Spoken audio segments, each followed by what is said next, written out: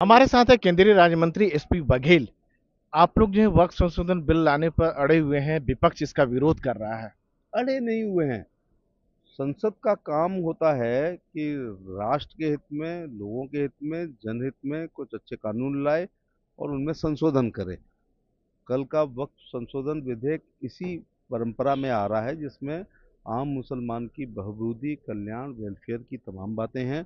दर्द उनको हो रहा है जो कुंडली मार के वक्फ की जमीन पर बैठे हुए हैं। और इस विधेयक के बाद उनकी शिक्षा के लिए, मुस्लिम भाइयों की चिकित्सा के लिए, कौशल विकास के लिए, वो रोजगार के लिए जमीन का सार्वजनिक उपयोग वो होगा। यह कह रहे हैं कि आप मुसलमानों की जमीन पर कब्जा करना चाहते हैं, इसलिए बिल लेकर आए हैं आप। नहीं नहीं, जमीन पर कब्जा नहीं करना चाह रहे हैं, बल्कि जमीन का सदुपयोग करना चाह रहे हैं।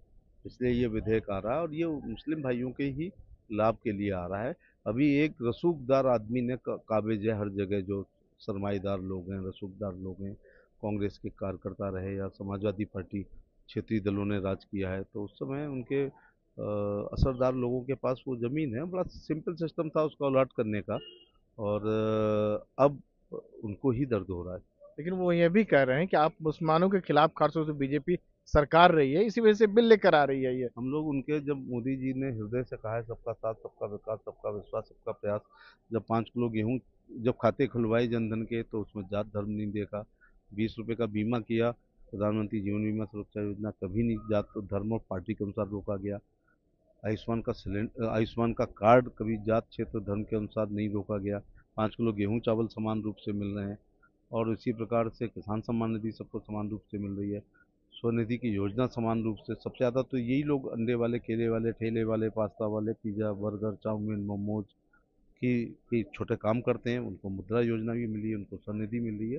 तो हमारी कल्याणकारी योजना का आधार उनकी आर्थिक स्थिति है, ना कि कभी धर्म है। तो ऐसा आरोप गलत लगा रहे तो हैं। फिर विपक्ष क्यों हंगामा बरपा रहा है? वोटों के तुष्टीकरण के लिए, ध्रुवीकरण के लिए, निजीकरण के लिए और अपने पक्ष में मतदान करने के लिए। मतलब बीजेपी किसी भी सूरत में मुसलमान विरोधी नहीं है तो सरकार।